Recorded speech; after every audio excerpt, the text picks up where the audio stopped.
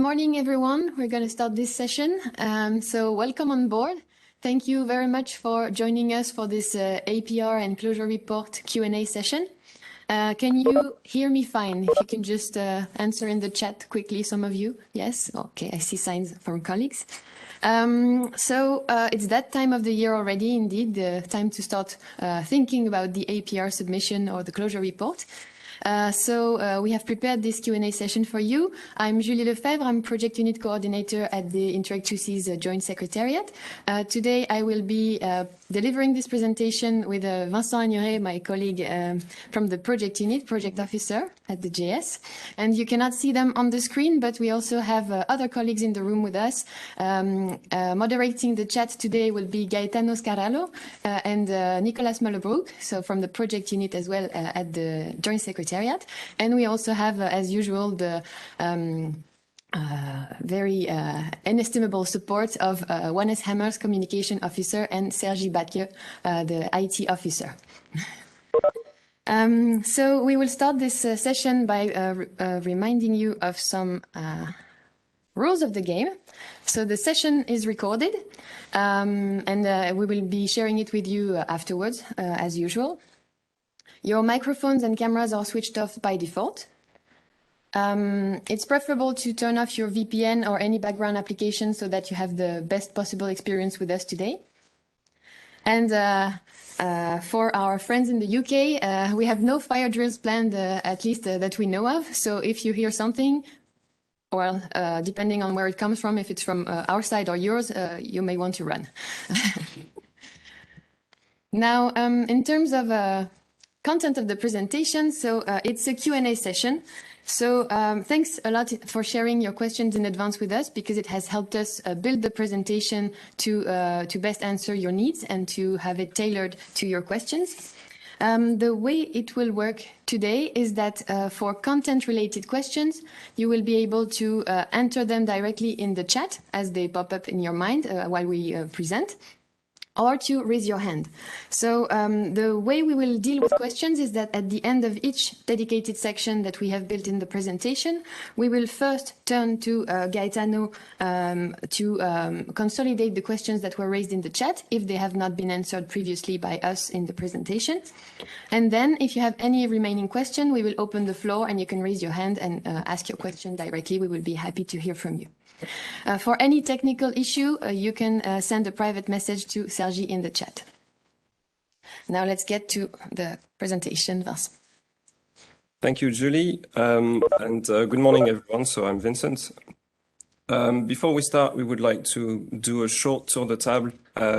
When you registered, we asked you a series of questions regarding your experience with APRs. And among the answers, we have kind of a balance between beginners, so people who have never registered or submitted an APR before, advanced, so people who have submitted more than one, and overall, so we have a majority of people who have at least submitted one APR. We also asked you what your next report will be. So a majority of you answered that the next report will be an annual progress report. Some of you who are at the end of their project will be also submitting a closure report, and we will be dealing with both of them as part of our presentation or the Q&A session today. So stay until the end if you'll have more information towards the end on the closure report. And we also asked you what sections of the APR you're mostly interested in. And again, a majority of people would like to focus on two key sections of the APR, which is the overview of specific results and the target group reached. We will also be dealing with, for the minority of you who are interested in the work packages, we will also be tackling this. So we will start with why the APR, and then we will deal with the questions that we received on specific results, target groups, work packages, and finally closure reports. Not to tease or not to spoil everyone who is interested in the closure reports, but everything we will be saying on the specific results, the target groups, and the work packages is also applicable for the closure report. So let's start. So why the annual progress report? The APR is the only official tool for the project to demonstrate the project performance.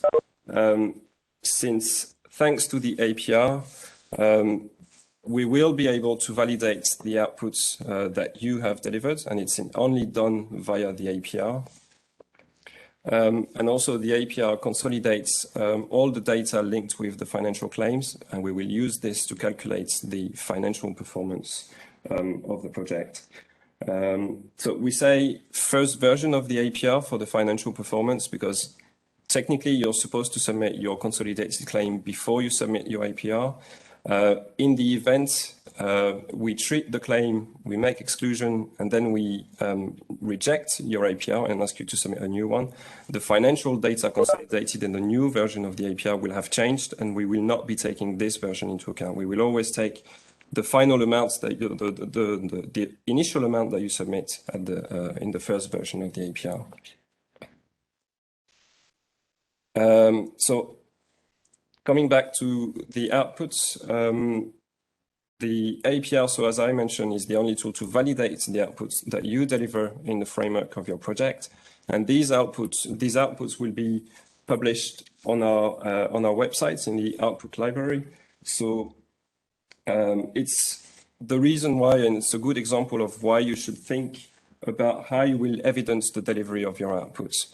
The outputs will be on the website for communication purposes, for dissemination purposes. So that's important for you to already think about how you will evidence the format you will use to evidence the delivery of an output so that people can take these outputs essentially and try to use them in their area or in their sector. So what should be your first move before filling in the APR? We think so. To date, all projects have at least submitted one APR and have at least had one validated APR, including Core 7 and Core 8 projects. So you should at least, or I think the first move is really to use the last validated APR as a basis for your new APR, for the APR you submit next January. That will prevent you, so it might involve a little bit of copy pasting between two versions because the EEP will not automatically fill in the new APR on the basis of the previous one, but at least you have a good solid basis to start your new exercise, and you don't have to start from scratch on the specific results, especially because you already have a validated APR. So the next thing you should do is to use the JS feedback from the previous APR. In this feedback, we asked a series of requests when we checked your APR. We also issued a series of recommendations in order to improve the next APRs you will be submitting. So you should take the JS feedback request and recommendation section to improve the new version of the APR. And finally, because the specific results, and you will see this in the presentation, is a key section of the annual progress report. We have a specific results matrix, which so it's a bit more legible on the screen now. It's available on our website, but for each specific objective of the program, so the one you selected for your project, we already list the categories and the types of specific results you will be able to select in your APR. In case, so not all categories and types are applicable to all specific objectives. So for example, if we take increased awareness in the category knowledge, this is not necessarily applicable to, or we think, to social innovation projects. However, you could, in the event when you need to report on increased awareness as part of your social innovation project, there is, and there will be on the APR, another section, another category called Other, in which you will be able to mention this specific result type.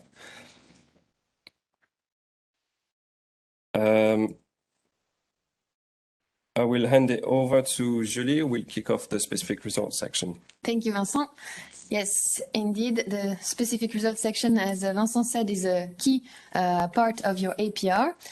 So we had a lot of questions about this section. The first one is in which cases can you modify previously approved specific results? Because as Vincent said, you need to start from what's been approved already. So from your specific results as they are in your last APR, but can you change them? So yes. The first point also was raised by Vincent. It's following the JS feedback from the previous APR. You probably have been receiving some recommendations to perhaps capture an additional result under this specific category. So these are recommendations. If you cannot, or if you don't think they are relevant, and if you cannot tackle them, then you should refer to your JS officer and explain. But ideally, the idea is that you take these into account and that you try to improve your next APR based on the JS feedback. Then to refine the modalities of measurement if it's relevant. So from the first APR to the second, if you have improved your modality of measurement, of course, you can translate it in the revised APR.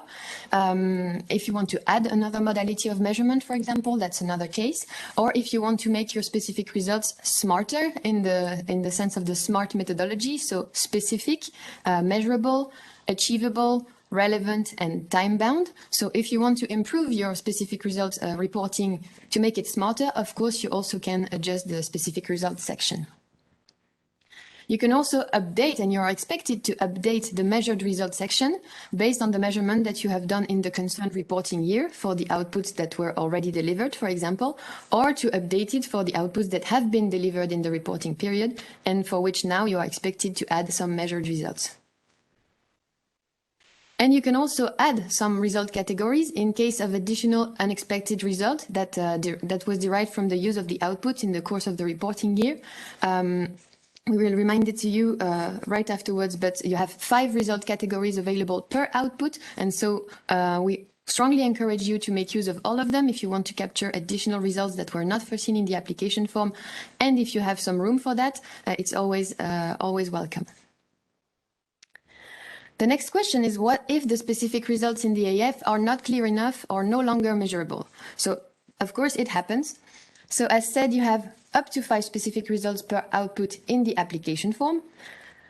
So, what you can do is use these APR result categories and subtypes and the modality of measurement to clarify actually how the output is used by the target groups and the benefits that are expected and that are delivered by the output. So in other words, you can use the APR to make the application form more specific in terms of the results that are foreseen.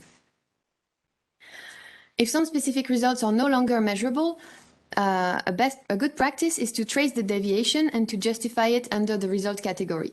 So when you work on your APR, the idea is that you try to capture all the AF results into the categories available in the APR, in the specific results section.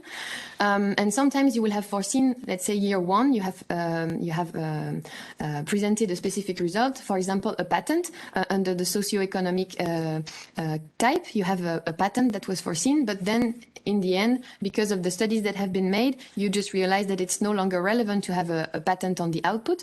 So you can, if you have enough room and if you don't need actual results as part of your 5 results under this output, if you can afford to leave this one, the good practice is to do it. And you just say in the reporting, well, in the end, the progress of the project and the implementation, we realized that the patent was no longer possible, but you just leave it and you trace it there so that we can see that you are reporting against the application form, because it's likely that in the application form results you had listed patent, and so we will be wondering if you don't report on it what happened with the patent.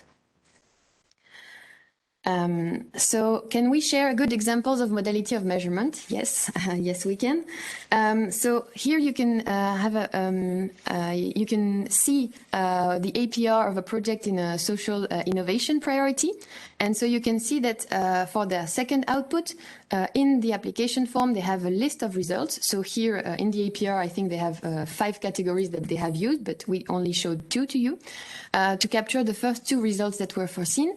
So the first one is upskilling 1,500 professionals, and you can see that it's been translated into knowledge, created increased skills and capacity, which is relevant to capture the fact that we have upskilled some professionals.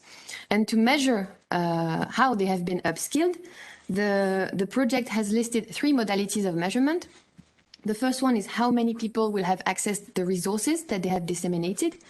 The website analysis will also be used to inform on this.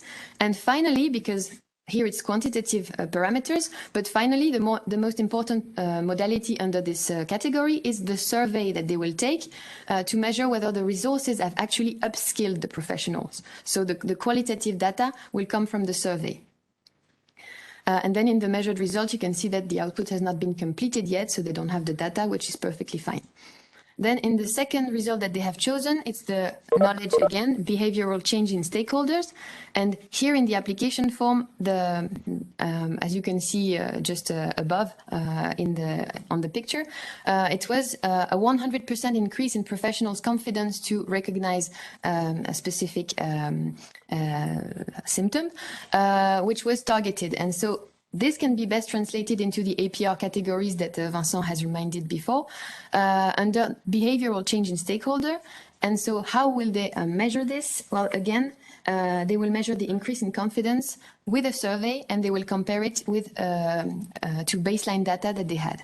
So you can see that the modality of measurement perfectly fits the chosen category, and it perfectly also fits what was foreseen in the application form to begin with.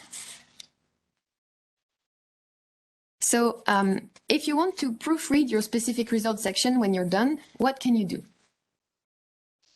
First of all, making sure that all the application form results have been captured under the relevant categories. Make sure you're not missing one or just capturing one. Second is check if the modality of measurement is adequate for the result to be measured and corresponds to the expected measurement in the application form. So it's also always some consistency checks between application form, APR category, modality of measurement. Then you can verify the figures in the measured results section, and if relevant, because for some projects, as part of the results, there is a part of reaching some target groups or upskilling them, then you can also check consistency with the target group section if it's relevant for your project. And then again, the SMART stress tests. So verify that your results are specific, measurable, achievable, relevant, and time-bound. For the time-bound dimension, actually, you can definitely break down into your results when you have the modality of measurement. For example, you can say, by this time in the project, we will measure this way, and then by this time, we will measure with an additional parameter. That's also a good practice. And now I will leave the floor to Vincent to present the tool. Thank you, Julie. So next question would be, do you have any tools to follow up on specific results reporting? And yes, we do. As you can see, so it's an example of a spreadsheet which is available on our website. Also to mention that the presentation and the tools will be made available after the Q&A. But we do have a tool to follow up on a specific result. So this one is an example, a spreadsheet to list per project output the specific results from the application form, linking them together, but also linking them to the deliverables in your project and in your activities, and also the evidence that goes with them. So let's say, for example, your output is a training program to self-manage a condition for some types of patients. One specific result linked with this and the implementation of the training program could be the improved health and living conditions. And to measure this, you could link it to a series of deliverables in your project. So, for example, as I mentioned, the implementation of a training program, the surveys that you will be that you could implement at the end or at the beginning of the program, at the end of the program, to measure the change or evolution in their condition, the evaluation report linked with this. So all this you can list in a spreadsheet in front of your specific results and link also with the evidence that you will be providing. Moving on, so what should I avoid? So, of course, not filling in a specific result section, which will automatically lead to the APR being rejected. And we will be asking you for each output to indicate at least one or more specific results, depending on what you wrote in the application form. Filling in the specific results section for some outputs, but not all. So as we mentioned, as Julie mentioned, for each output, again, you need to fill in at least one specific result, even if the output has not been delivered. The idea behind this is that we want to make sure that projects have everything in place in order to capture the results at the end when the output, all the outputs will be delivered. So capturing only one result when there are 5 listed in the application form, so we will think that the project is maybe not going far enough, and we will be issuing requests as to why the project is not measuring parts of the information which is indicated in the application form for an output. Not reporting measured results whereas the output has been delivered. So again, once the output has been delivered, you should be able to tell us, if not final results, at least preliminary results. So we understand that once an output has been delivered, sometimes there's also the evaluation that has to kick off after, or that is still ongoing and will last a little bit longer than the delivery dates of the output. Nonetheless, you should be able to tell us at least preliminary results or intermediary results, in the annual progress report. Inconsistency between the application form and the annual progress report results. So unless you want to make the APR more specific than the application form, so I think Julie mentioned it already, when she mentioned that, for example, the application form is not clear enough when describing the specific results or the output. You could use this, the specific results section, to provide more information and maybe improve a little bit more the APR and the reporting of the project. We will see examples of this also in the next couple of slides. So again, inconsistency between the chosen result type and the described modality of measurement, and we will see some examples afterwards. And the measured results is not in line with the modality of measurement.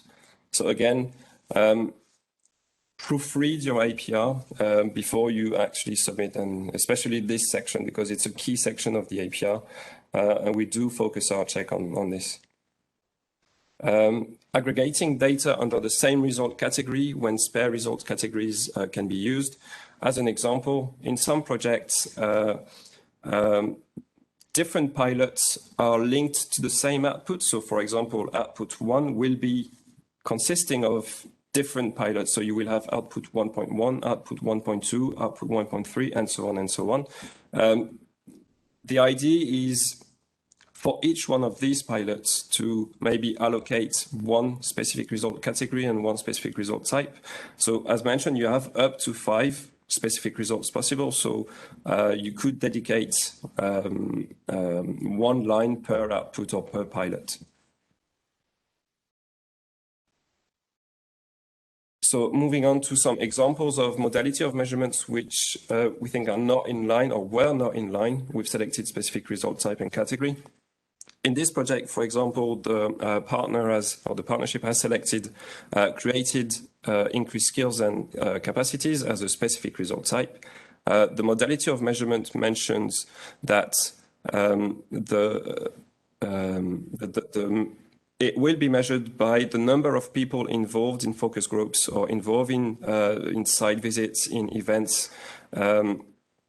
And we thought at the time that this was not sufficient, and the participation to an event does not necessarily mean that the partner has, or the participant has increased their skills or their capacities.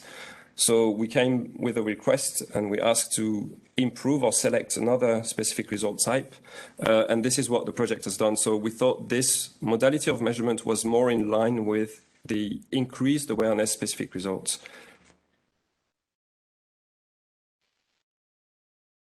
Another example is, for example, a project selects the influence on policy making. And as a modality of measurement, the project mentions that public authorities will receive guidelines on how to improve public space.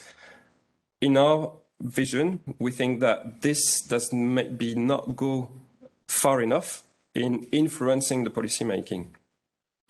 In our views, we think receiving a guideline, if a public authority receives a guideline, it does not mean that first they have read it, and secondly that they will take it into account in their policies or strategies. However, if you describe as a modality of measurement that the public authorities that you meet or that attend your event will provide a letter of support, a letter of intent, mentioning that the guidelines that you gave them will be included or will be considered for their strategies or their policies, then that is, I think, or we think, more in line with the influence on policymaking.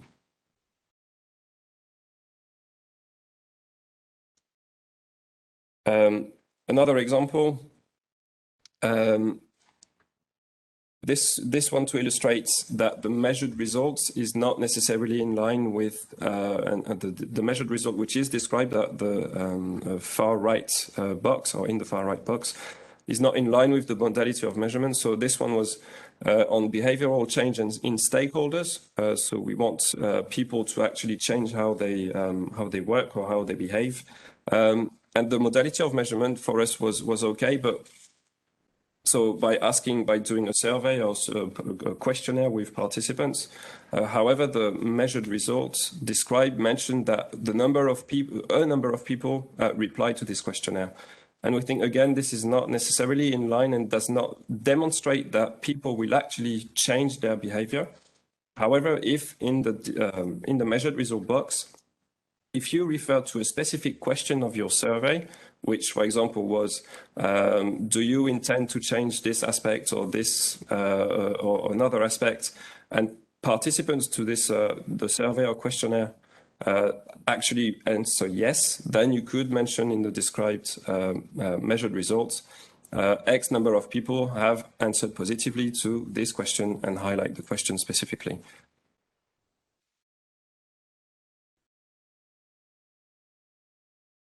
We've come to the end of at least the section of this on the specific results. So based on questions that we received and we thought of. Is there other questions on the chat that we can? Yes, we have received a question. If it is possible to break down one specific result, selecting the same specific result type twice in the APR.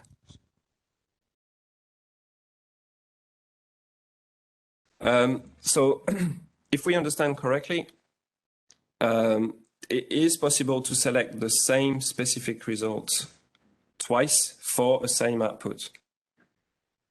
So I don't think technically there's a limit on the EEP to do this. The partnership has the possibility to actually select the same specific result several times within one output. So that would help for you, for example, if you break down the number of pilots and you want to give a specific result for each, then you could select, we've seen projects on climate change, for example, they have different pilots in the 2Cs area. And if you measure the impact of climate change, you could select the same specific result type several times for different outputs, for the same output, sorry. It really depends on the project, because if you have, for example, your results in the application form are focused on reduction of CO2 emissions, and you have several pilots, then it's very relevant to have, let's say, 5 categories, if you have 5 pilots, dedicated to the same measurement, because the application form says so. But if you have several pilots and a lot of results, then it can be better to consolidate the data of the pilots for the same result type, and then to report on all the results that you had foreseen. But in some cases, we've seen some projects that have only one type of result to be reported as it is in line with their application form, but still they aggregate everything under one single category when they could have clarified it a bit more. So this was the meaning of the example that we wanted to share.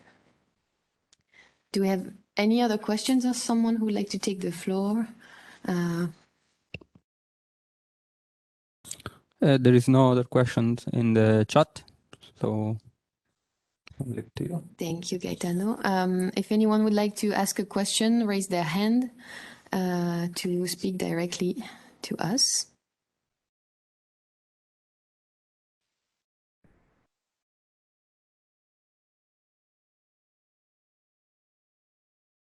If not, then we can move to the next section, and then we will, of course, at the end, you can also always share your questions on any part of the presentation.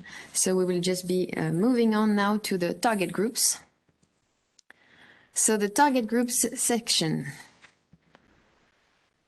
The important for the target group section, it's as for the specific results section, it's good to anticipate and to prepare on the modalities of measurement. Well, here for target groups, it's also important to anticipate a lot on the way you will be reporting.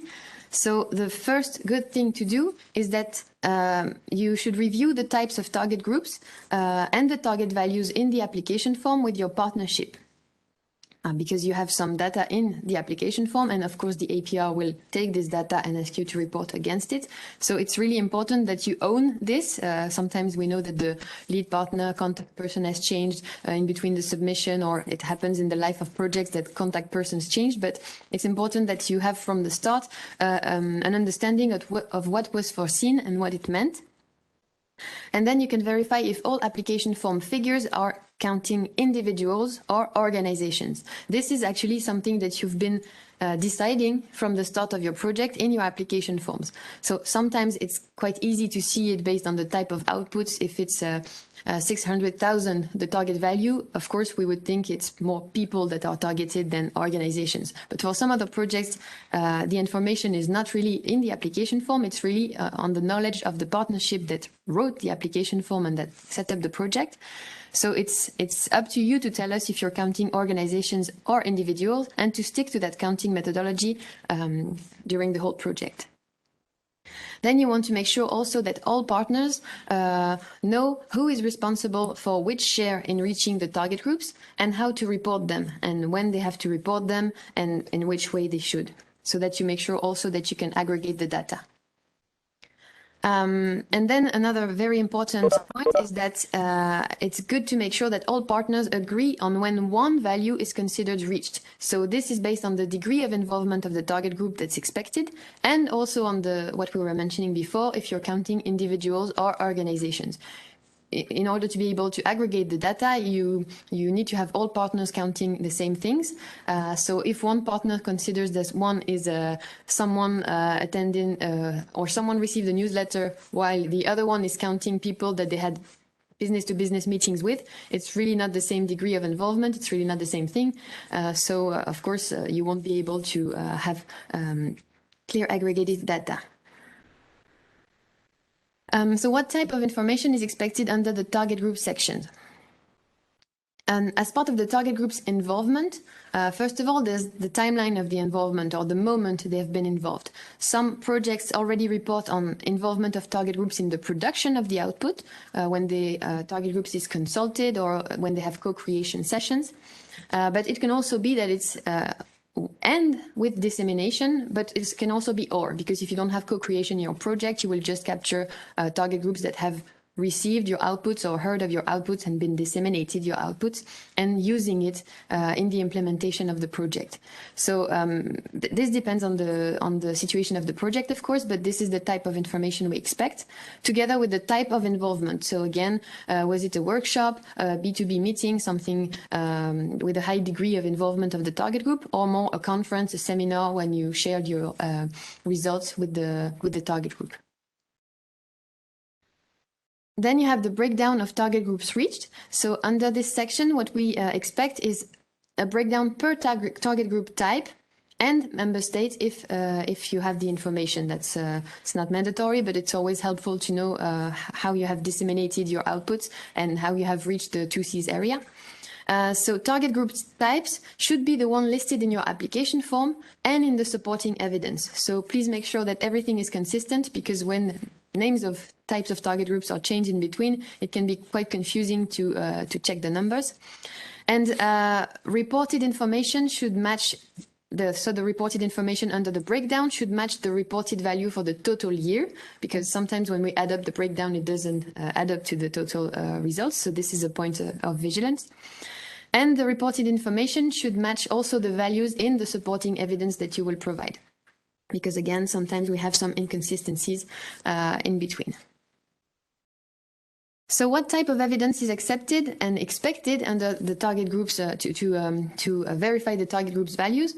So first of all, it's important to tell you that we work on the basis of trust with you. So we expect a consolidated overview table that would be the best thing that you can provide to us, showing per output the target groups that you've reached per reporting year, and then supporting evidence that you can make available in case we request. So this, if it's clearly filled in, if it's consistent, if it matches everything that we can find in the APR section, we will not be making some requests to you in the target groups for the target group section, because if it's all clear and consistent, we work as I said on a basis of trust with you. So we will just stick to these figures.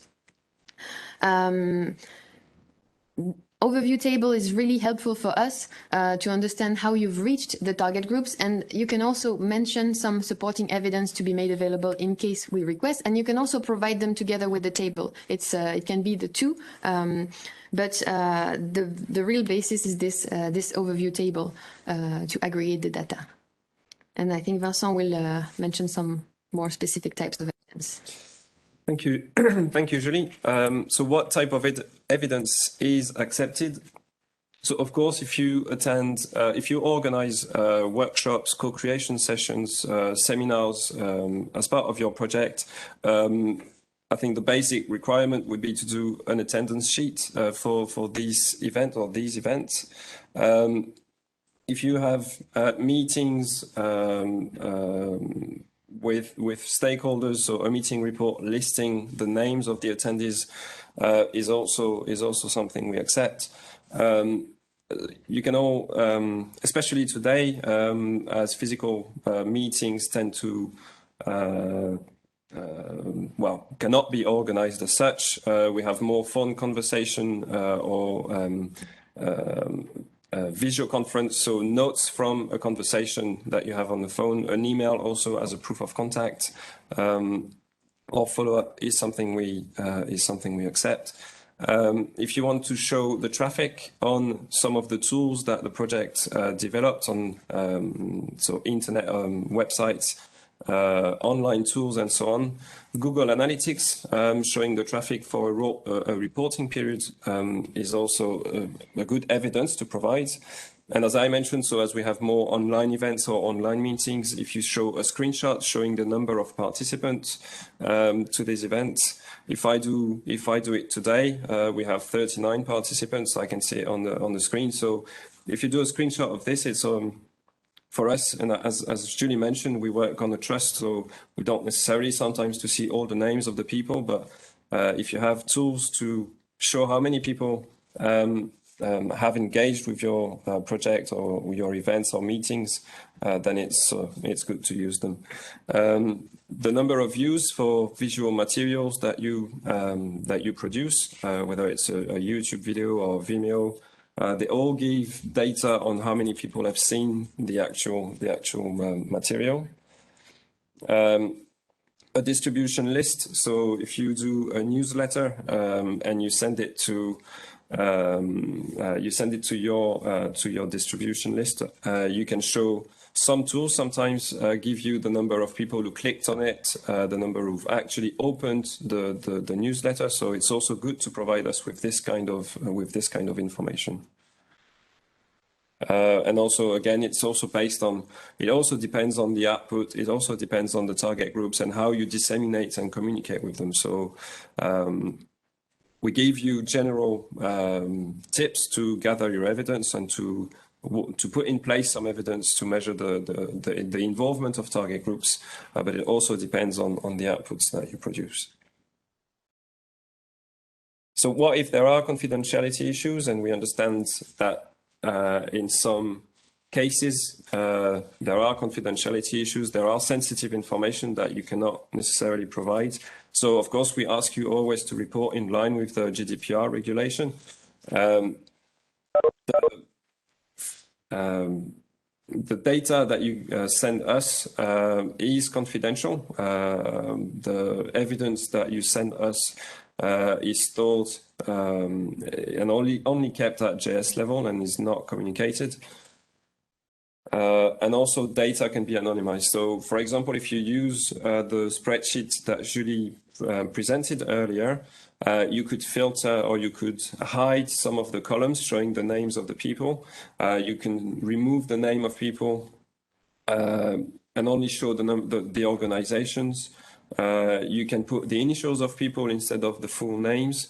Or the job titles in place of people's names. So this is all acceptable. And again, it's a trust that we also put between the JS and the lead partner and the partnership on the information that is provided. But we do respect the aspect of confidentiality in some projects and the sensitive data that also goes with them. Can the reported figures apply for several outputs? So again, it will depend on the output and it will depend on the target groups.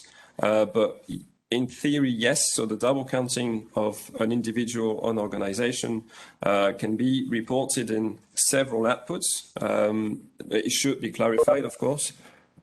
And if again, if it's foreseen in the application form, so if for the different outputs you've listed the same target groups, and this is coherent with the target groups that are listed, then indeed you can report the same figure for different outputs. So again, we put what should I avoid with the target group sections. So one thing we do see sometimes in APRs is that from the evidence that we receive and the figures that are reported and the description of the target groups, some projects do tend to report project partners, but we don't consider project partners our target groups. So you should not, technically, you should not be counting them in your report. So sending raw data that is not aggregated and not presented correctly, it will be difficult for us first to compare the different data from the APR, the evidence. So we will probably spend a long time trying to treat this, and it will not be easy for us.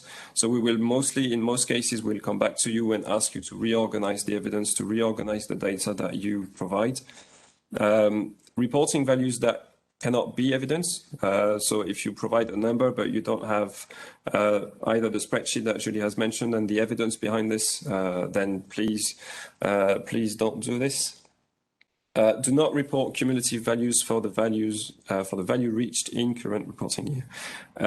So I think this is one of the only information that the EP automatically reports from one year to the next or from one APR to the next. When you report, so the target group reached, let's say last year was your first APR, the one you submitted on the 31st of January 2021. It was your first APR, you've indicated a first number of target groups reached.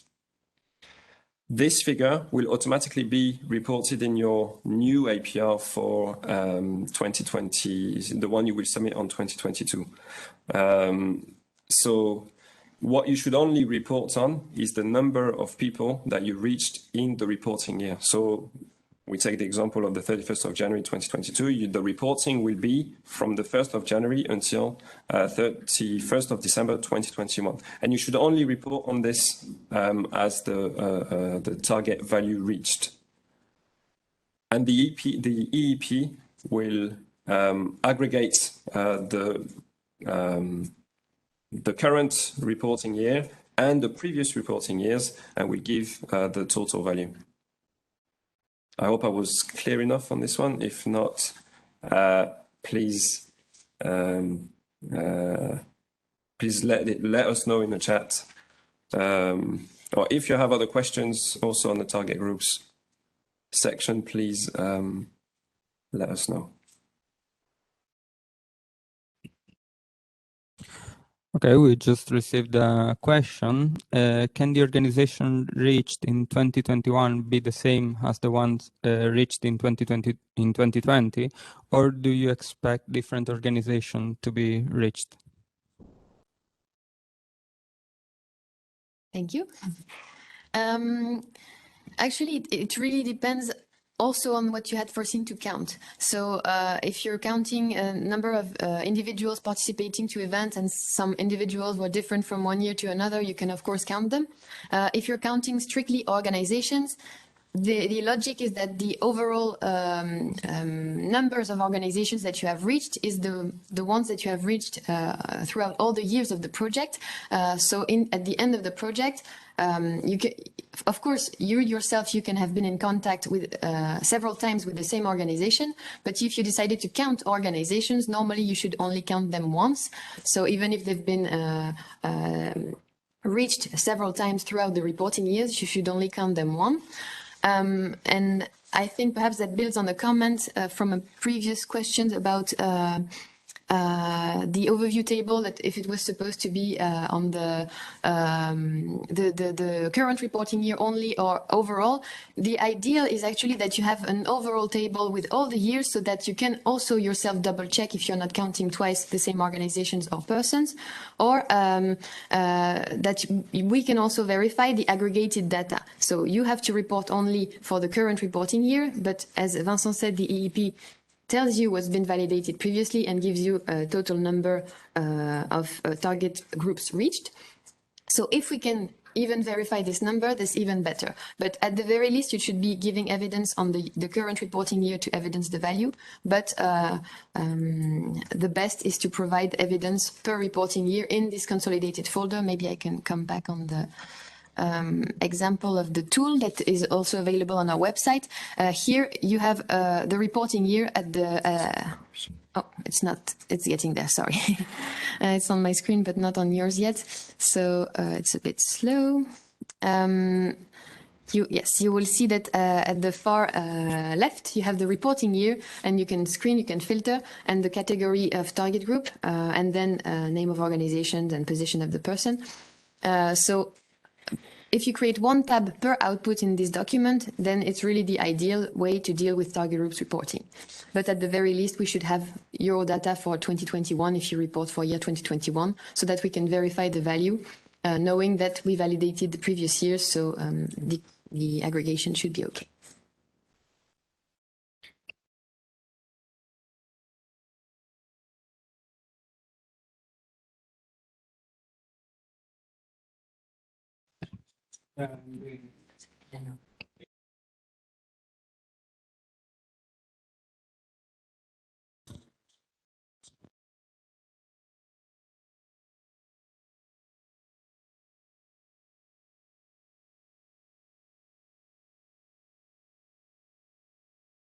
Okay, we just received another question from Anna. Our target groups were refined as part of a major modification. How does the cumulative reporting work for this? Do I need to add the cumulative numbers up to the end of 2021? This one is a bit technical.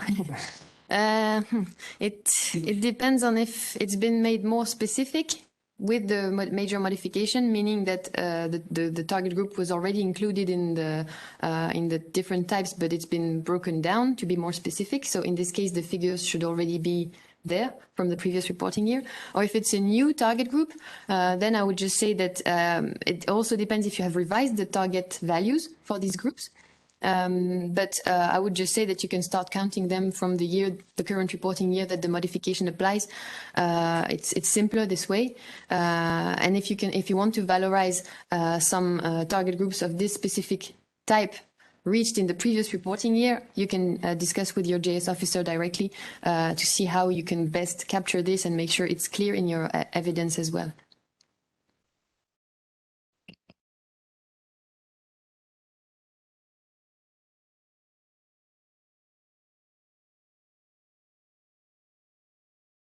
Anna, I don't know if Julie's explanation answered your question. If not, do you mind switching on your microphone and give us maybe a bit more information on this? Hi, yes. Can you hear me? Yes? Yes, yes. Oh, great. Sorry, I just wanted to check. Yes, so what we have done as part of our major modification was we have, for some of our target groups, we have changed the numbers because we noticed there were some groups specified in our specific results that weren't included. We also, because at the same time we revised our specific results, we changed the kind of the order of our target groups. So they're now maybe against different outputs. So I'm just concerned that if it works cumulatively and it's calculated, then it won't be adding up the right groups because they've been moved to now what is a more appropriate output. And you have already reported on also on these target groups in previous APRs. So I guess because it's cumulative and it cannot be changed in the EEP, I think the best way is to if the cumulative value is wrong, is to indicate this in the and explain it in the one of the boxes at your disposal in the target group section, making reference to the major modification and in fact providing us with the new maybe the new value for this target group in the project. Does that make sense? Yes, I think so. Thank you. What you can also do, if you can, is if you have such an overview table per reporting year, you know yourself what's the cumulative value. So if you can, with the system, you can sort of play with the value of the current reporting year. So down, maybe reducing it a bit or increasing it a bit to reflect the fact that this way the cumulative value will be correct, if you understand what I mean. So based on your evidence, you can say, okay, you can see that from the reporting years we have done so far, we've reached this total number. So the number we report for 2021 is not completely accurate, but this is to make up for the fact that the system calculates the cumulative value automatically. And so you can play with the system a bit. That's another option. Do we have any other questions or someone who would like to take the floor? There is no other question in the chat.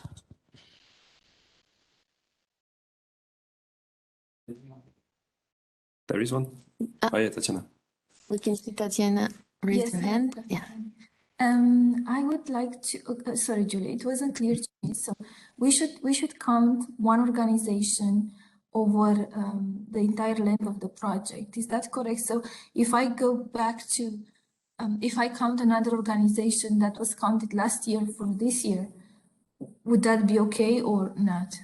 No, because it depends on the logic again of your project, but most likely if you have targeted organizations, if you have reached one, let's say in the first year, then the total value that you were targeting was sort of showing the ambition of your project. So in the end, if you have discussed with 10 organizations about your outputs or 50, this is the deal that you make from the start in your application form. And so you can only count one organization once as part of the, you can then in the breakdown of target group or in the type of involvement, you can just say for some organizations, they were very much involved. And so the degree and the quality of relationship that we've had with them and the degree of dissemination is much stronger for this organization because we reached them in 2020, 2021, etc., or since project start. But in the end, as part of the total values, you should only count one organization once. Okay, I understand. Thank you. And if we don't reach these target groups, you know, I haven't been involved in this project for the entire duration, so it's difficult for me to follow exactly what happened before. So if we don't reach these target groups with a closure report, what happens? It's a good question also. Actually, you have to explain. The key is justifying. So it's the same for the results. if something happens, we are not, I mean, you know that it's difficult to modify projects on the system, but still you know that the AF, the application forms are not set in stone. So we are very much listening to the reality of the implementation, and we are listening to you and to your justifications for any deviation that may be appearance based on the plan. So the thing is that you should justify, you should explain why, you should explain maybe it's because of the online dissemination, because of COVID, it was you had less impact than foreseen, or there was fewer interest in your output than you would have thought, but still it's compensated because you had some very good quality contacts with this and this organization, also building up on what we were saying before. Some of them maybe have been very much involved, and you have some quality dissemination, let's say. So it's really about nuancing and explaining and showing to us that you've done your best. But we will probably be making a request if it's not clear from the reporting, but it's not necessarily a big issue as such. Okay, that's clear. Thank you very much. Thank you.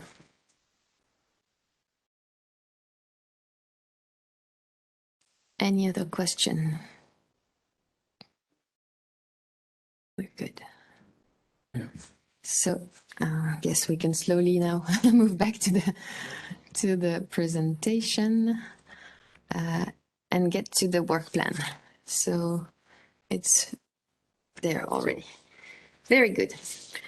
So now we can get to the parts on the work plan. So we will start with the output delivery. So you may be wondering if it's possible to overachieve on an output or to deliver in advance.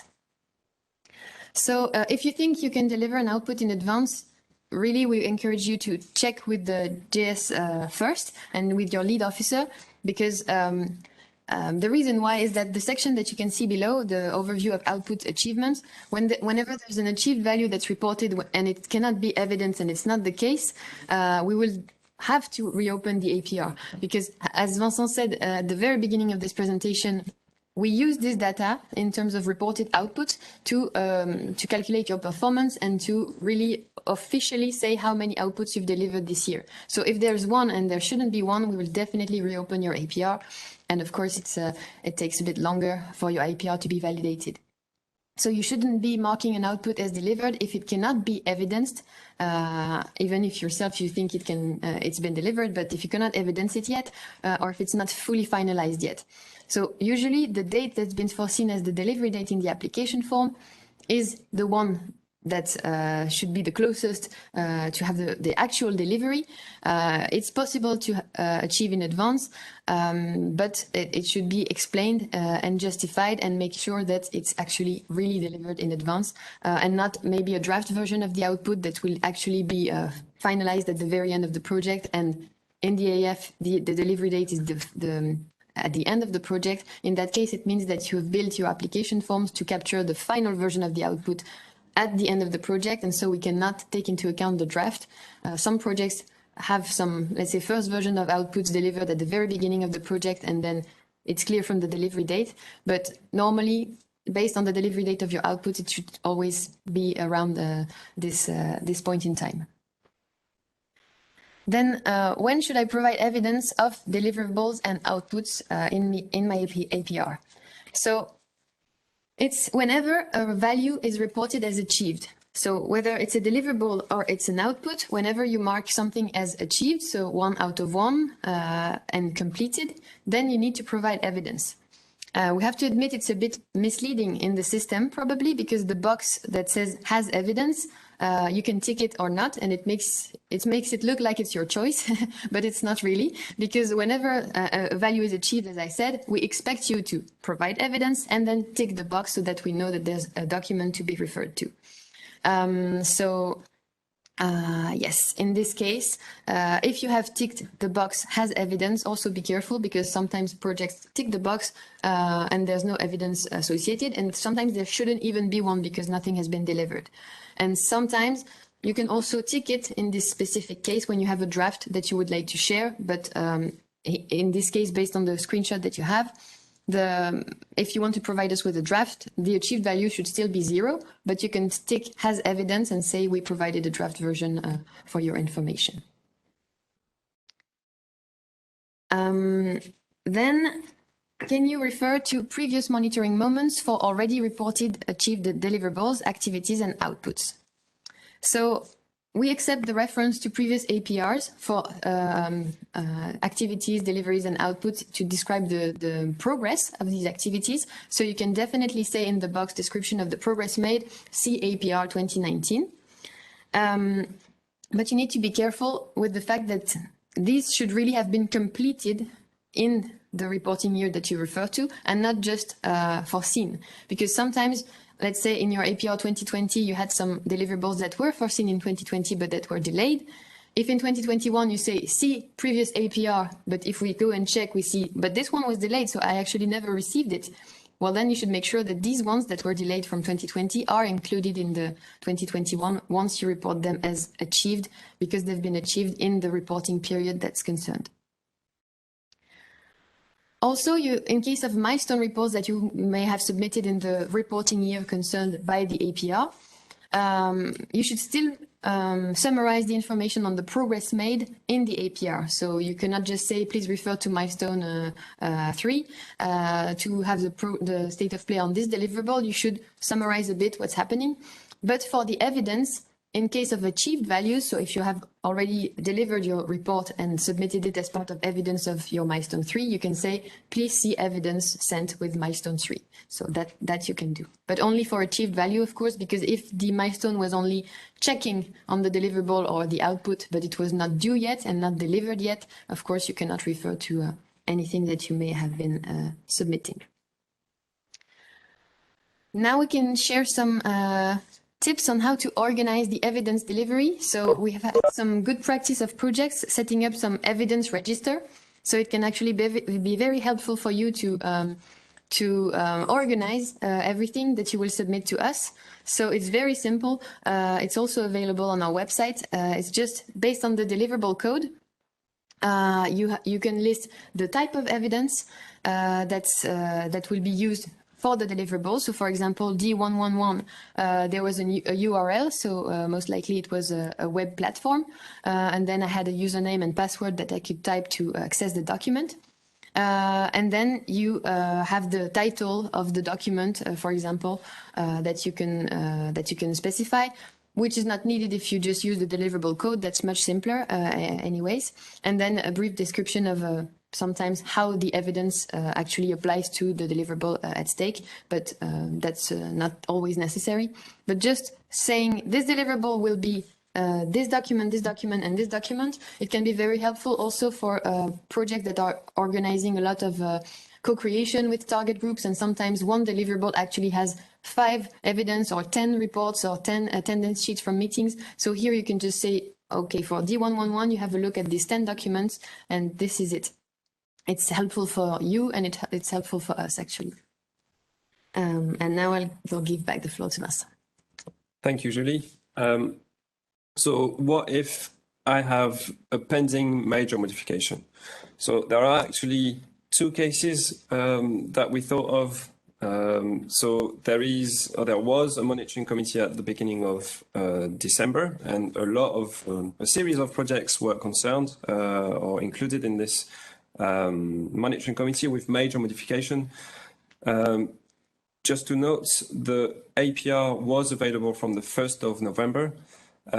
If you had a major modification approved at the December committee, if you can afford it, meaning you have not done too much work on the APR yet, if you have opened it already but have not worked that much on it, you can delete it, go on the new version of the application form and reopen the APR so that you have your reporting against the most up-to-date version of your project, which will include some of the deviations that were in the major modification, and you can report easily, and the reporting will be more in line with the actual state of play of your project. The second case is you have a major modification planned for the next monitoring committee of the program, which is February 2022. We think that the The only way for you is to refer to the major modification coming when you're talking about deviations and activities or deliverables or outputs that are behind schedule.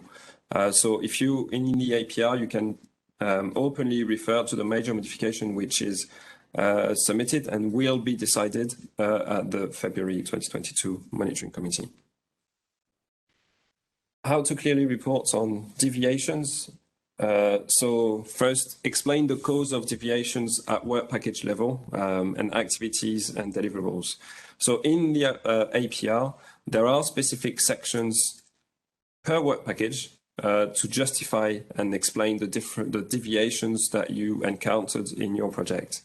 Again, so if your project is delayed and the monitoring and will be only presented, or the new version will be only presented in February, you can report on this and saying these activities or deliverables are delayed, but we have submitted a major modification for next year, and these is the current state of play of the project. And at activity and deliverable level, you also have in the description of the progress, you can also refer to delays and explain them at deliverable and activity level. So as I've mentioned, explain the cause and deviation. So also indicate as a status that the deliverable is delayed or behind schedule, or that there's another status, I think, which is completed but achieved less than planned. If your target value was more than 1 and you've achieved actually less, in the description of the progress, you can refer to reasons why the target value has not been reached as planned. And also, if you're planning to catch up, indicate when the new expected delivery date is.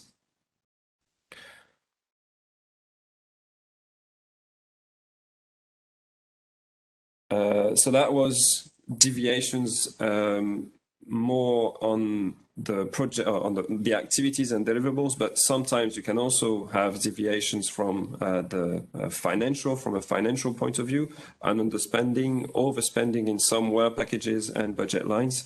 And of course, the APR is also the right place for you to include information on financial deviations, so reasons why your spending profile is not necessarily as planned in the application form.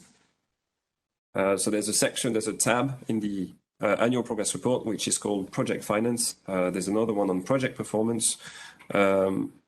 So these are the right places to talk about deviation. Yeah, just maybe to add on this, if your actual spending at the moment is different than what you will be able to valorize in the claims, you can also explain it here. Sometimes you have some invoices that have not been paid yet, but the works have been done. So you can just explain and nuance a bit why your actual spending that we see in the system from the claims is a bit different for this and this reason. That's also very helpful for us to know. So what should I avoid in the work plan? So status of delivery is not in line or incoherent with the description of the progress or the reported achieved value. So here we just put an example of a deliverable which was planned, and the achieved value is 1. The target value was 1. So in our mind, we think, okay, they have delivered against this and they have completed this deliverable, but the status is behind schedule. So this will automatically, unless it is described in the progress and we agree with your justification, but this will automatically raise a request from us as to why is the status behind schedule when it is when the value achieved matches the target value. It may not necessarily lead to us rejecting the APR if the other sections, specifically, so the specific results and target groups are clear and there are no major issues in the APR. We will not automatically reject the APR from this, but we might ask you, if we reopen it, to change some status of deliverables or activities or work packages. And that was it. I think we didn't see any other issues linked with the work plan that we have not mentioned already. So unless you have Other questions on the work plan? I don't know, Gaetano in the chat, or if someone wants to raise their hand. There is no question in the chat, so yeah, if someone wants to raise hands and make question directly to you. At this stage, maybe to sum up also and to build on what Vincent has said, the key reasons why we would reject your APRs and reopen them would be the specific results section, which is not clear, not complete, etc., not based on what was agreed the previous reporting year. Target groups figures that would not be verified or coherent, etc., and outputs that would be delivered when we don't have evidence of them. So these are really the three key reasons for reopening APRs. If you do that, fine. It doesn't mean that we won't issue requests, because some things may still be unclear, and some maybe you missed a status that was that was not the right one, etc. So we may ask for clarification, but normally we won't reopen the report if the specific result section is clear, if the target group section is clear, and if all the outputs that were foreseen are evidenced and marked as achieved, and if there's no output that has not been delivered that is marked as achieved, because that would be a big issue. That's just a bit of a wrap up to see if we have some questions in the meantime, but I don't think we do. No, we don't. So we can move to the closure report part of the presentation. So for some of you, you have reached the finish line, or you're almost there. Congratulations. So is a closure report different from an APR? So actually, that's why also we wanted you to pay attention from the start of the presentation if you're concerned with the closure report. A closure report is basically an APR with an additional tab about project closure. So it's actually good news for you, I think. So specific results will have to be reported cumulatively since the project start, because of course you will be providing some last measurement, and we expect you to reach the targets in terms of results that you had set in your application forms. But for everything else, so target groups, because you only reported the value of the current reporting year, and the work plan, you will only be reporting on the progress made since the last APR. So there's no cumulative reporting. We don't ask you to copy paste everything from all the validated APRs to have one final report that would include all the data. No, you can still say refer to past APRs. So that actually saves you some work and some time. So we said it's an APR with a closure tab. So this closure tab has additional questions that have never showed up in an APR. The first category of question is about the cross-border added value.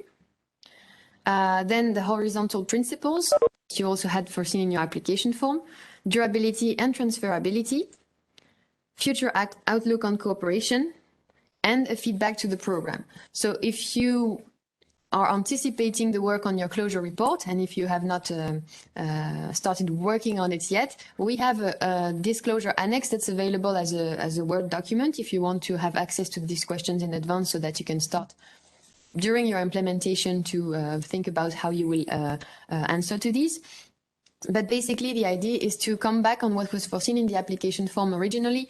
So that's the tip that we can give to you when you fill in this part, is that in your application form at the very beginning when you submitted it, you had foreseen what was to be the added value of cooperation. So then, is that true? Is this what happened? Is there something more to say? So that's what we're really interested in knowing. Durability and transferability, you may also remember that in the project description tab of your application form, you have a specific section on the durability of outputs, transferability, and durability of results. So here we will ask you again to report against everything you had foreseen at the start of the project, and you can just say, okay, well, this happened as planned, this didn't happen, but actually we also did this that was not foreseen. So it's really about telling us how you will make sure that your project results benefit to the wider 2Cs area. Then the future outlook, it's to tell us what you have planned, if partners will still cooperate, if they will continue after the project, if you have other project proposals that are foreseen, for example, or some very tangible cooperations that have started. That's also something we're always happy to hear. And then the feedback to the program is to just evaluate the technical assistance that you have received from the territorial facilitator and the JS since the project generation phase to the project closure phase. So that's also something we're very interested in knowing. And basically, you have a lot of character in terms of character limits. You have a lot, so you can say a lot. You don't have to fill it in for all questions. It's just it's more what you can share with us. So don't worry, but still try to be specific and try to share some examples, because if you don't say much, we will probably reopen the closure report for this reason, because this is some data that's very important to us when we close the projects. Also for capitalization, for the evaluation of the program. So so that could be a reason to reopen your closure report if the closure tab is not properly filled in. And then if you have any doubt about what's behind a specific question, don't hesitate also to ask to your lead officer to clarify a bit what's expected, or if a specific answer that you would like to provide is suitable for the question or not. I think that's it for the closure reports from our part. Do we have any specific question? Yes, more than a question, there is a request. If the APR or the closure reports can be shared with the lead partners in a, for example, Word format, so that the lead partner can use this to share with the partnership and manipulate the data collected before the actual submission.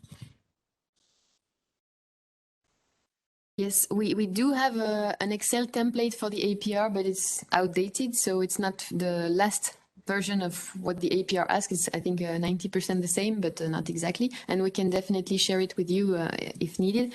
And for the closure tab, we have this Word list with just the questions that are asked and the character limits that are mentioned. So this is definitely something that we can share with you after this session, yes. I see that Tatiana raised her hand. Yes, so I have a question, better to ask than write.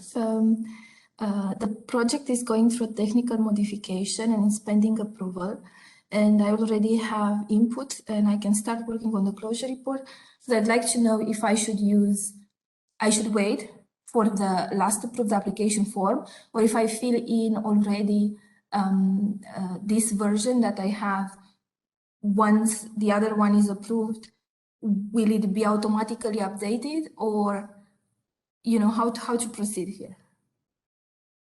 I think I can speak with some specificity of your case that I am aware of. I think in your modification, you only have, or mostly have, budget changes. So, and I see Nicholas nodding. So actually, it won't make a difference for you in terms of filling in the closure report, because you don't have any deadlines that have been moved. You don't have anything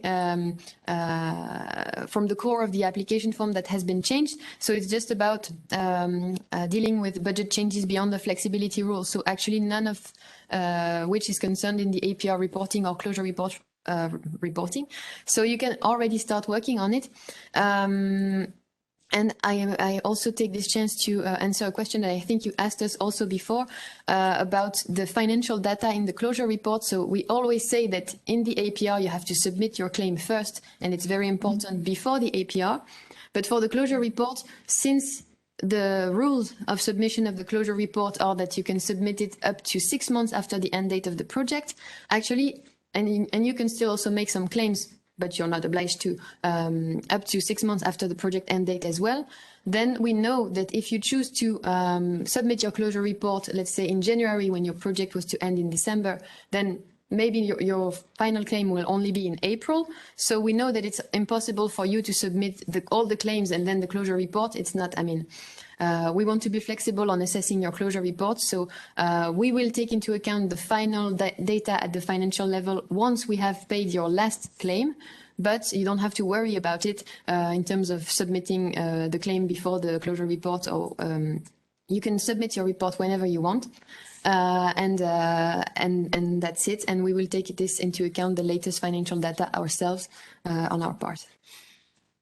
Okay, and you know, there is the section, the financial performance section, which I won't be able to really complete or comment too much on it because I won't have the latest information on that. But Yes. that's okay, right? Yes, you can just say it. You can just say we are still foreseeing to submit the claim in January or an April claim. So the final figures for the performance are only for indication. And then you can already analyze what you've reached so far, let's say for real, and then what you anticipate to reach, like, let's say the spending from the last claim if you have some data, but it will not be officially counted for the final performance of the projects. It's just an analysis from you, from your part, to explain a bit what's happening. Okay, great. Thank you.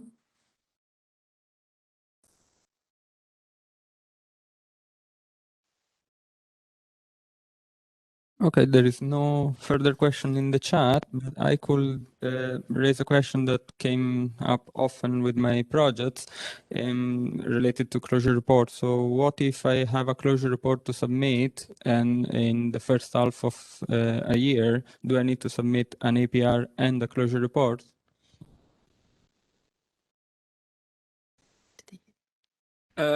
So if you're, so it has to do with the project end dates and when it is in the year.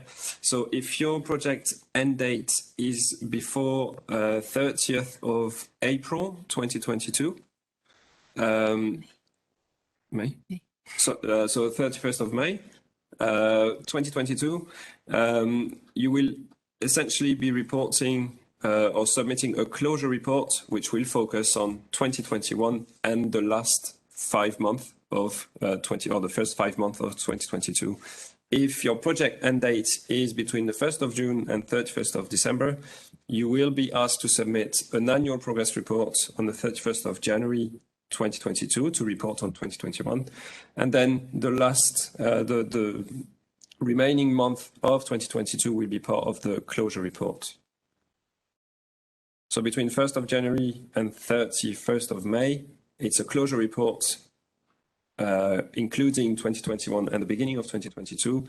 Beyond the 1st of June 2022, it will be APR for 2021 and then the closure report separately up to 6 months after your project end date.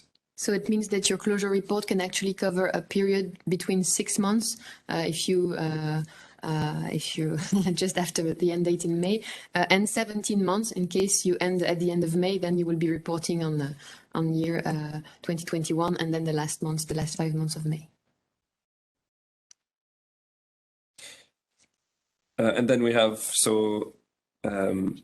advice on how to export. So basically partners saying that an export from the EP of the APR inclusion report for partners to fill in would be welcome, and not an Excel document, but a Word document. We can only agree with you. We work a lot with Excel to write our assessments. So yeah, we agree. It would be a nice feature to have so we will take it as a lessons learned for future developments. And then people sharing tips. I like it. So, yeah. On how to do it. Is there any more questions that we can answer? Do we have any raised hands? No. No. No question. I see Gaëtan. Excuse me, I raised my hand, but perhaps you cannot see it. Tini, Tini, okay. Yeah, Well, from now we Cool couldn't Towns, see. yes. Yes. You are saying that we can, 6 months after the official closure of the project, we can still submit a claim and the final report. How we deal then, for example, with the first level costs?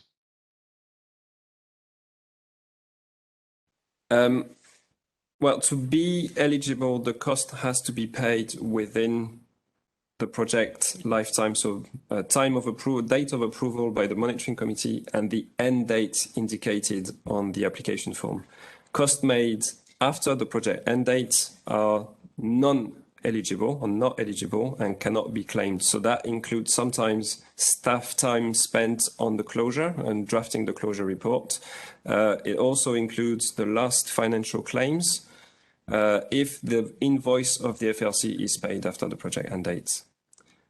We have to put a cutoff date at some point for projects to only focus on the closure, anticipate as much as possible the last invoices of projects. But indeed, in some cases, it will mean that the invoice of the last FLC check will not be eligible and will have to be borne by the project or the partner organization. Okay, so you advise you just to anticipate on it. Yes, okay, thank you. The idea to allow you to claim after the end date is to collate the last invoices or to re-include some excluded costs previously, but it's not to, the costs are no longer eligible after the project end date. Thank you. Okay, we have received a further question regarding the deadlines. It seems that it needs further clarification. So, project-specific question. The deadline for the APR is the 31st of January. What happens to this deadline if the project ends on the 31st of March? I think we said, and if you're referring, for example, to the end, a lot of projects will end on the 31st of March 2023. For these projects, they will not be asked at the beginning of 23 to submit an APR. The closure report will automatically include the whole year of 2022 and the first 3 months of 2023.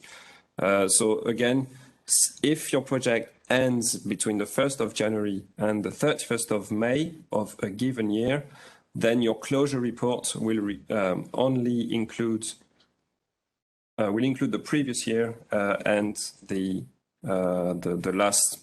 first month of the end. Sorry. So you won't have to submit an APR. This is basically the answer. If you end in March of a given year, you don't have to submit an APR. The closure reports will be sufficient. I hope that answers your question, Yvette.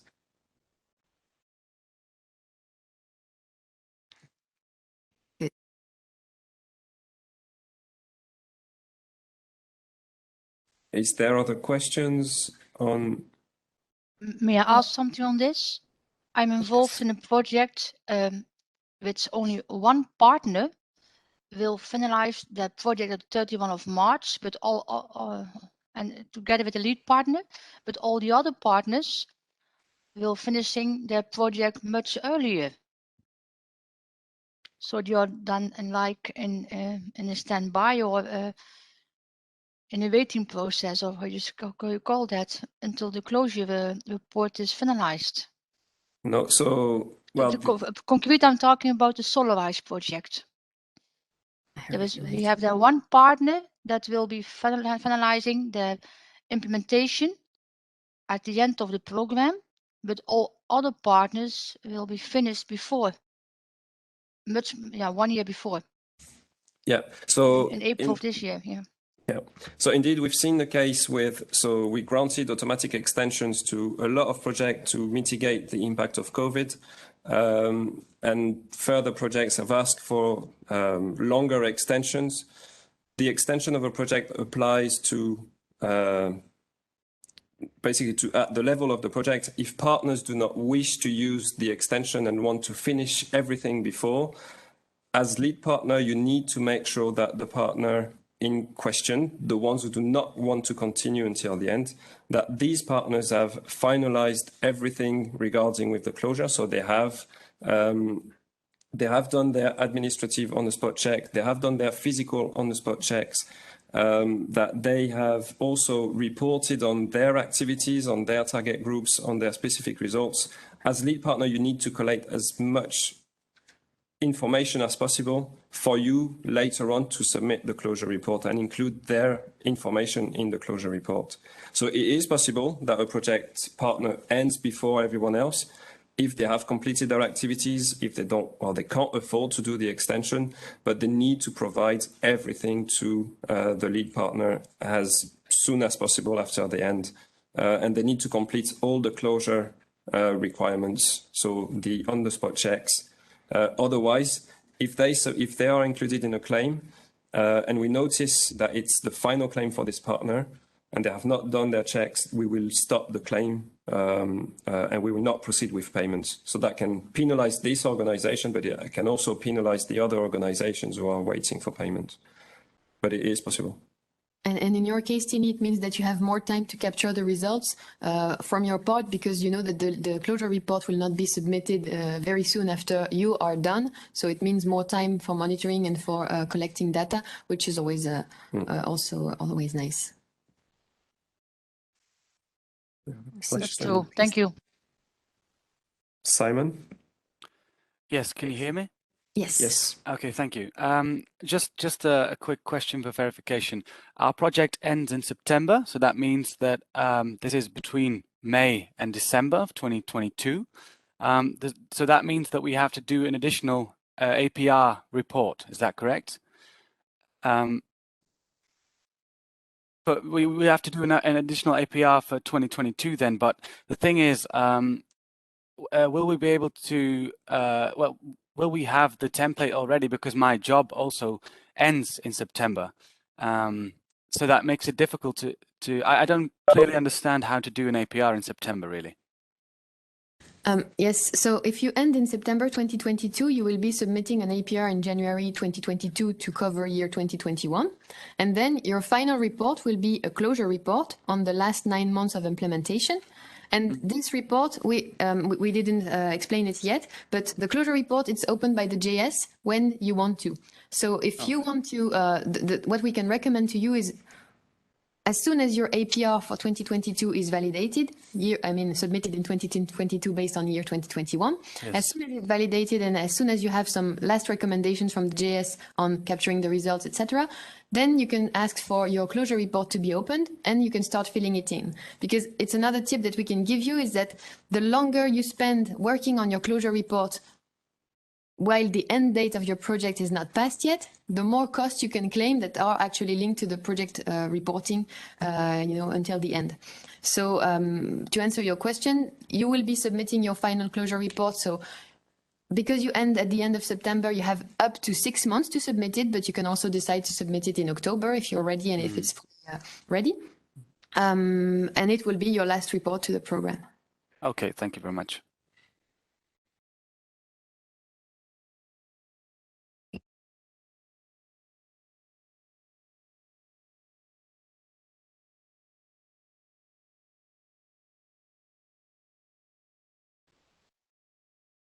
We don't see any other questions at this stage. Feel free to share anything you have on your mind with us. If we don't have any more questions, perhaps some of you would like to share their experience with the APR or the closure report. Sorry, we have another hands raised. Yes, I just remember, how long does it usually take to validate or approve the closure report? I mean, do you take them on a first submitted, first reviewed basis, or like what happens? Also, it depends on how when your closure happens and when your closure report is submitted. If your closure report is submitted together with all the APRs, of course, there's a lot of workload and a lot of APRs to assess. But the closure reports are, we know that the closure of projects is time sensitive, so we do our best to accelerate it as much as we can. For instance, in your case that you end in December, as soon as you are ready to submit it, because I think you want to submit it in January. Yes. If your report arrives before all of the others, of course, it will be treated first. And then it's the same if your report is submitted throughout the year. It's more convenient for us than if it's all together with all the APRs, but we take it into account in terms of priority of treatment. Don't worry about this. It's really also based on the submission date. So we will take this into account. And in terms of how much time it takes to assess it, it depends on the quality. It depends on how well you've worked with your JS officers in the previous years and in anticipation of the closure report for any question you may have. But so there's no specific delay that we can give.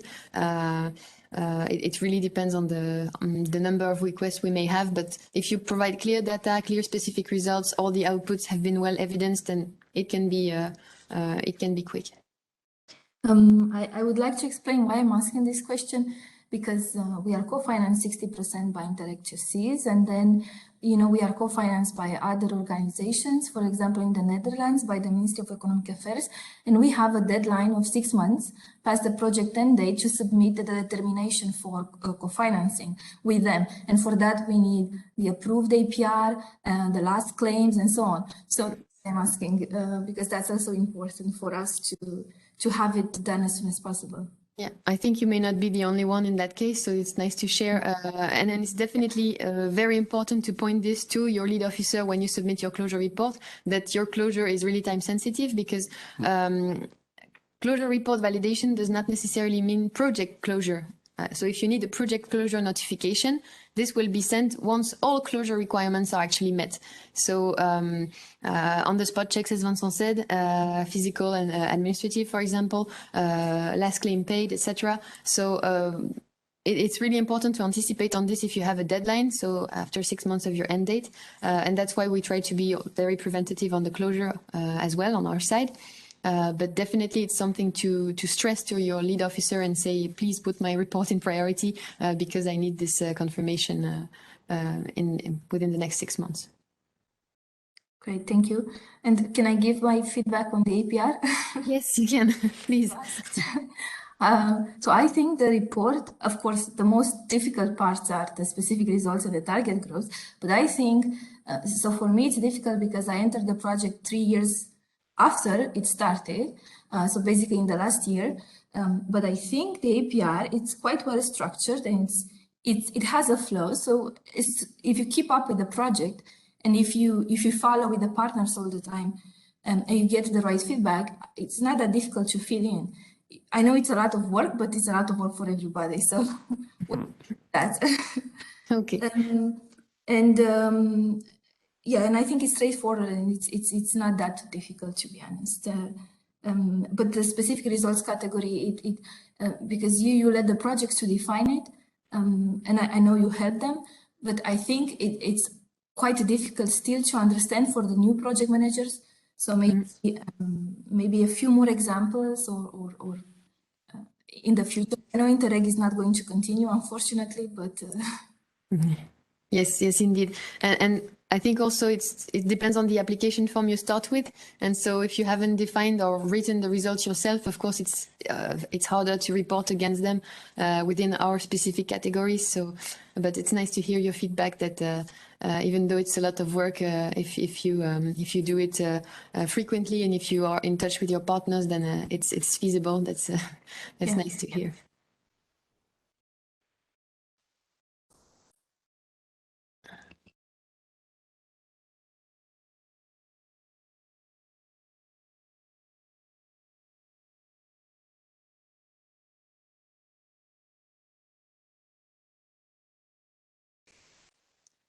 So we have a question on, so do you recommend us as lead partner to store all detailed evidence of all partners also after the project closure?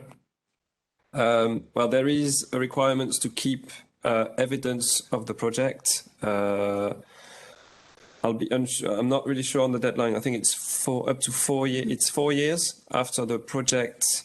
It's the last payment made to the project. So you have to keep evidence up to 4 years. Up to 4 years after the last payment. I think if you're state aid relevant, it's 10 years. So you have to know after the project has closed, there is still a possibility for the project to be audited by the program, by the European Commission or the audit authority. So it's important for you to store evidence. So I would refer you to the project closure fact sheet on our program manual, which is fact sheet 7, which indicates what is possible in terms of storing. There is possibility for electronic storing of evidence. So you don't necessarily have to keep all the paperwork, but as lead partner, we do encourage you to keep as much evidence as possible on the project, up to 4 years or 10 years if you're state aid relevant. So yes. Are you as a lead partner responsible for storing all the evidence for 10 years if you have one partner, for example, in the projects who has state aids? Is that our responsibility or the responsibility of that partner? No, I think it would be it would be the responsibility of the partner.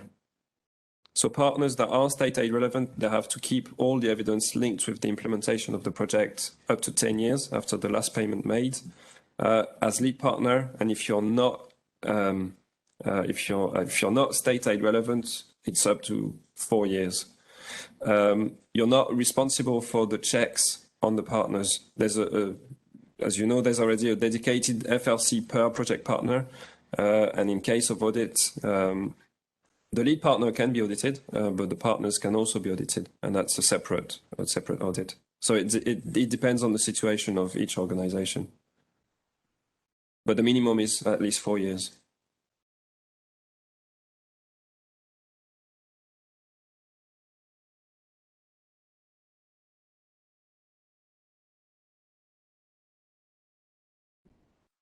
I don't see other questions in the chat so far. Anyone who wants to raise their hand and share either a question, a comment, a good practice regarding APR closure. We still have a bit of time. We had planned 2 hours for the session. So we have still 15 minutes. We can take questions, we can take comments. Anything you want to share. We have advanced participants, so participants who have submitted more than one APR. So if you're willing to share good practice with the others, with the beginners or less experienced, then please feel free to do so. We welcome every comment for everyone. In the meantime, I can go through our last slide, which is where to find help if you still need some. So there is our APR on the 2Cs YouTube channel. So it's also a thorough presentation of the APR as such. Q&A from the previous year, the recordings of the online refresher training of 2020, also a session on the APR. Of course, the JS and the territorial facilitators are here to help you. So if you're in the process of drafting your APR, feel free to ask any question you may have and to clarify any doubt with your JS officer, your lead officer. It's much simpler to deal with it in advance than having to reopen the report, etc. So we are always there to support you. You have the measurable result checklist on the website as well to help you make sure your results are measurable. The specific result matrix that we mentioned at the beginning of the presentation, the evidence register template, the evidencing results template, and the target groups monitoring template. So you have everything online to support you. We hope that your next APRs will be very qualitative on this basis. We are still happy to take any question you may have, remark.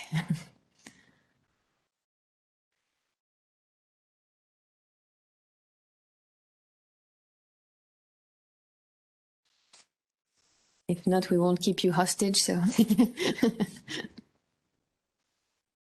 so if no one has a last question or experience to share, we can end this session, and we can again thank you for participating, for attending, for sharing your experience, and we hope that definitely it will be helpful for you. And we definitely wish you a happy and festive holiday season, and hope to see you. Hope to see